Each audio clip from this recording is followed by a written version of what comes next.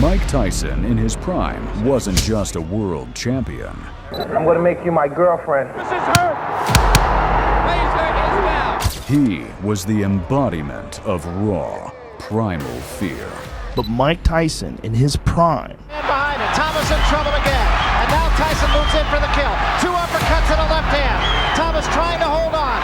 Serious trouble, and down he goes. in those years from like, what was it, like 86, 87 to 89, 90, whatever those years were, where he was just storming the gates.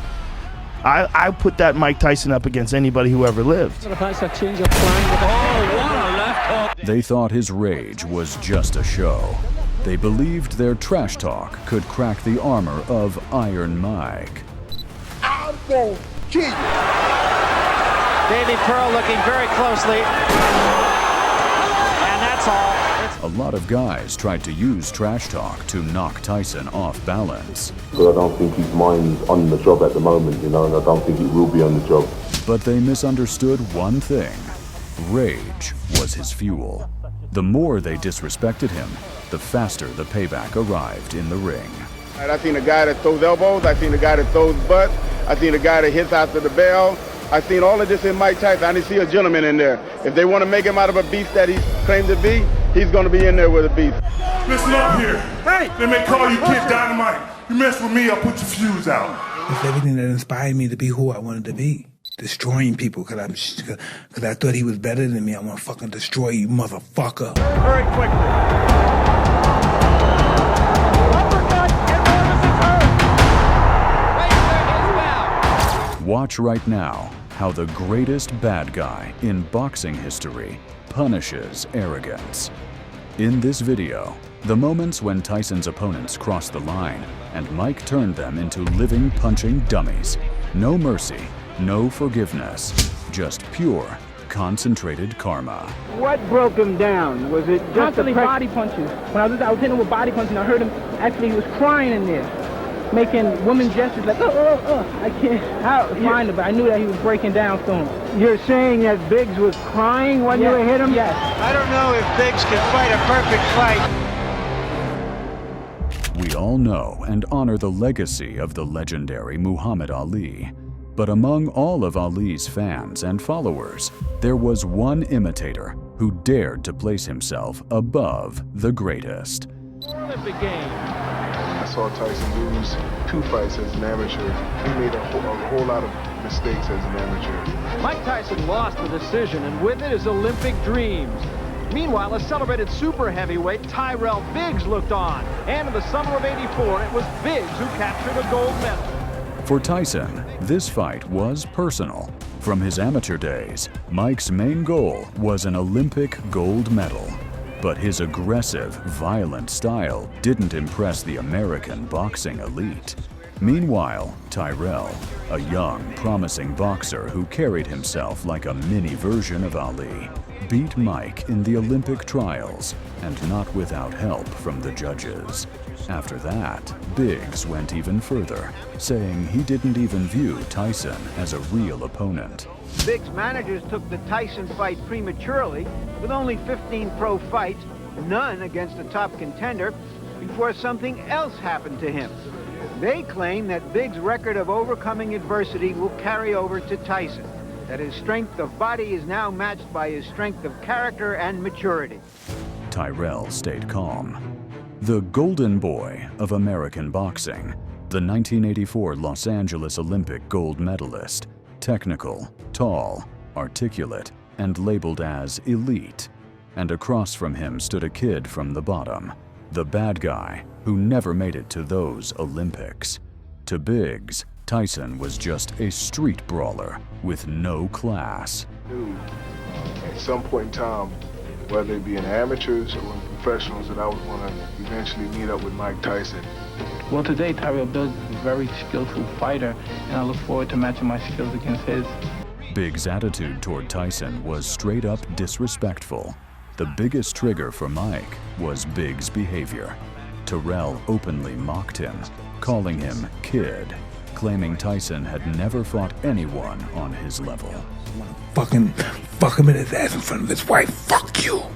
Tyson later said Biggs had been arrogant even back in the amateurs, ignoring Mike, acting like he didn't even exist, showing zero respect. And as you can guess, that kind of behavior wasn't going to go unpunished. That guy was a special fighter. The Mike Tyson that beat Marvis Frazier was a beast. He was just a juggernaut. Just you couldn't stop him. Tyrell Biggs. 3 questions that Mike Tyson really has to answer. Can he cope with a clever boxer? Can he survive? Tyson is applying the pressure, trying to slow his man down. I'm seeing more jabs from Mike to higher because, again, the hand speed of Mike Tyson. Throw the jab like he's doing now, not to let Tyson set up. Consistent jab. But I don't like his hands down that low. Biggs' hands down so low. Teofilo Stevenson, and I admit it was 5 years ago, but he really bothered me. There's the hook, again, because his hands are down. After the first round, it was obvious Biggs was going down soon. But Tyson admitted he didn't want to end it early because he needed to beat him up properly to taste that sweet revenge. Slung it out when he's been stunned, and that could be suicide. And the way that Biggs is moving to... The game plan was for Biggs rather to move to his left. Now he's been moving to his right, and as you said, he's been getting himself in a little trouble when he does so. And the right hand does the most damage. There was a big right. When I'm sure Georgie Fitness will say, keep those hands high. He systematically broke Biggs down, crushing his body, cracking his confidence, and stripping away his pride. And now it's Tyson just hammering him. The goal wasn't just physical damage, it was to destroy the loudmouth mentally.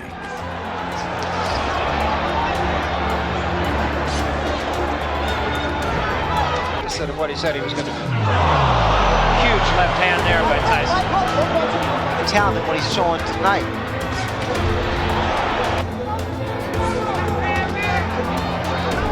Back to amateur days. Another left hand, and there's a great shot. Biggs is in trouble. Yeah. That was his game plan. I mean, that was something he said he had to do.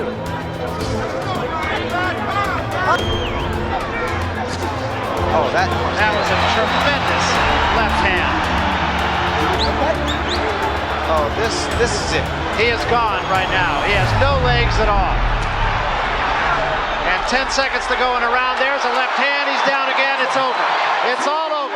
What broke him down? Was it just constantly body punching? When I was hitting him with body punching, I heard him, actually he was crying in there, making woman gestures like, I can't find it, but I knew that he was breaking down soon.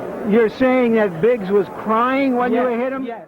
The Tyson-Larry Holmes story is another perfect example of how personal pain and a sense of justice can turn a boxing match into an act of revenge. You know, I saw the way he was hitting Ali really hard with everything he had. Ali didn't have nothing left. He was trying to kill him. I said, I can't wait till I get him. Him and Larry Holmes. Larry? Yeah. For Tyson, this was deeply personal because of what happened in 1980. Larry Holmes brutally beat an old, sick Muhammad Ali. 14-year-old Mike watched that fight on TV with tears in his eyes, sitting next to his mentor, Cus D'Amato. The next morning, Cus arranged a phone call between Mike and Ali. Tyson promised the legend, "When I grow up, I'll beat him for you." And after the fight, we got in the car, no one talked. So we drove 30 miles back to Catskill. We all opened the door, we all went to our rooms. We never talked. The next morning, Cus is on the phone with Muhammad Ali. Cus is calling Larry Holmes so many bad. How do you let that bum hit on you, Chad Ali? How do you the bum? Why you let that bum beat on you? Cus, he's almost getting sensitive, emotional. Why is the bum almost crying? He's a fucking bum. Why you let him hit you? Why you let him beat him? Ooh, fuck, I'm going back there. Once Tyson became a star, his name gave him access to almost any opponent from his era. His resentment toward Larry sat inside him for years, and the fight was only a matter of time. But Holmes did what might have been the dumbest thing he ever did. He publicly mocked Mike's skills. If they want to make him out of a beast that he's claimed to be, he's going to be in there with a beast. I'm an experienced professional fighter. I am no kid. I do not play. So if he wants to fight any way he wants to fight, I am capable of fighting any way anybody wants to fight. Larry Holmes, a long-reigning former champion, came out of retirement for this, and he carried himself like Tyson was beneath him. Holmes called him just another fighter. He said Tyson was a marketing product, a guy who can fight but can't actually box. He called him a street fighter and refused to see him as a worthy successor to the great champions. Even in the build-up, Larry acted like he was doing Tyson a favor by stepping into the ring. That arrogance cut deep, because despite Mike's image, he always respected boxing history. Holmes kept showing disrespect right up to the opening bell, acting relaxed and cocky. But that night, the man in front of him wasn't capable of losing. Even Muhammad Ali, who came to the ring to support Mike, gave him one simple line: kill him. The heavyweight championship of the world. Tyson quickly on top of Holmes, and he nails him right away. Showing no respect so far, boring in the way he always does. Larry not. Tyson doing a nice job in this big 24-foot ring, cutting Holmes off in the corner. Larry lashes out.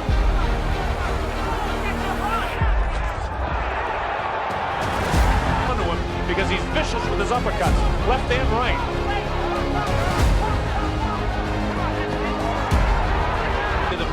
Larry throws a punch. Larry doing a nice job with the left, keeping it in the face, but the old Larry Holmes would have been snapping the left hand off. Instead, has a more confident look on his face now than he had in the first round. Left hook caught him that time, though.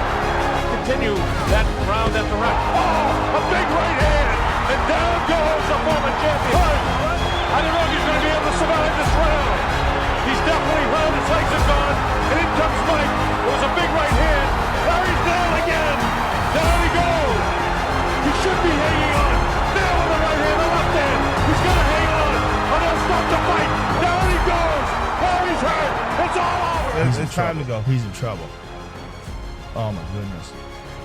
Oh, look at that right hand. Oh, that left hook. Larry is still up. Oh. This is the end. This is the end. Then a right hook right after this. Boom, right there. That is crazy. Yeah, Larry's like, fuck that. It's been a day. It was just crazy to watch him get knocked out. After the fight, Tyson was short with words. For him, it wasn't a sports achievement. It was the fulfillment of a promise he made to his childhood hero. And Holmes, even after the loss, struggled to accept that the era of technical boxers like him had just been crushed under Tyson's violence. When you beat Larry Holmes, was that a revenge for Muhammad Ali? Well, I believe it was. For me, it was. I don't know how Ali felt about it, but I felt like I avenged him. Even though that was just a childhood prophecy to me. I don't know, it made me feel like I was somebody that did that. I helped Ali. Like, Ali needs help. I helped Ali. So I could make myself big in my own mind, I guess. Form it. You want me to go to jail for giving a homicide? Form it. I'll fight you. Keep fighting sanitation workers, bartenders, security guard. When you fight me, I'm going to kill you. I want you. Bad, baby. The conflict between Mike Tyson and Mitch Blood Green might be the most insane chapter in the entire Iron Mike biography. And all of a sudden, everybody stopped laughing. And I'm talking stuff. Yeah, these bitch ass niggas there. Can you imagine that shit? I'm waiting to get myself. I turned around, Mitch Green's in this motherfucker. And these guys all scared. They don't want to talk. I said, oh shit, Mitch fucking Green. Then he just started talking, what the fuck you doing in my hood, nigga? Their first official fight happened in May 1986. Mitch Green was a character, a former Harlem gang leader, tall, loud, and ridiculously tough. He says, I think any normal human being who says they're not afraid, that slows down your maneuverability. It really is impressive. And whatever punch that he's able to land against Mitch, it has a tendency to shake Mitch up. Those big broad shoulders, big arms. In this ring, he's at home. And he fights with so much authority. So much confidence. Green became one of the few men who actually survived Prime Tyson and didn't get knocked out. Mike won by unanimous decision, but he was furious with himself. Green started claiming the promoters robbed him, underpaid him, and that Tyson couldn't even hurt him. He chased Tyson and Don King, demanding a rematch and demanding money. Tyson here, I call Tyson a homo. I'm saying it now. He gonna hear about it, he gonna read about it, he ain't gonna deny it. He's scared of me. He gonna accept my challenge. Why? I must be a threat. The most famous moment happened on August 23, 1988. Tyson went to Harlem to the legendary Dapper Dan clothing store to pick up a custom order, a leather jacket. Green found out Tyson was on his territory and showed up looking for trouble. He started yelling insults, calling Mike a coward, demanding money. And you guys threw down in the street or in Dappers? In the street. Jeez. And it was quick. Real quick. It exploded into a street fight. Tyson snapped. He couldn't take the disrespect. He threw a brutal right hand that shut Green's eye and split his face open. I got out the car and I hit Mitch, and Mitch went down, and he bent over and I grabbed his head. I hit him, boom, one time, and his head hit the floor and hit the concrete, boom. And then that's when he was out, boom. He hit me and he ran. He mocked me. This gonna be a fight. Tyson, and you know it. You hit me, I'm gonna kill you. I'm gonna kill you. You want for my mama, I'd have shot you, punk. The punch was so violent, Tyson broke his own right hand, which forced his long-awaited fight with Frank Bruno to be postponed. Green appeared on camera the next day with a disgusting swollen eye, claiming Tyson sucker punched him. Rip my pack, all the money will fall, but I won't have a chance to get my money. I have to fight this cat, right? And then my money's to the wolves. So anyway, that's when I just started punching him. And it was over quick. Yeah, I dropped him a couple of times, but he was high on angel dust, so he kept getting up. For Mike Tyson, the ring wasn't a place for sport. It was a platform to restore what he saw as justice. Cus D'Amato didn't raise him into just a fighter. He raised him into a man who saw every act of disrespect as a direct attack on his honor. If an opponent acted arrogant, Tyson turned the fight into a public execution. That's how we remember Mike, and it's impossible not to love him for that rage, that aggression, and that real, natural embodiment of fear. Hit him again. I caught him off top of the head again. Then there's another one. The Jets glance really didn't hit him as hard as I anticipated to hit him.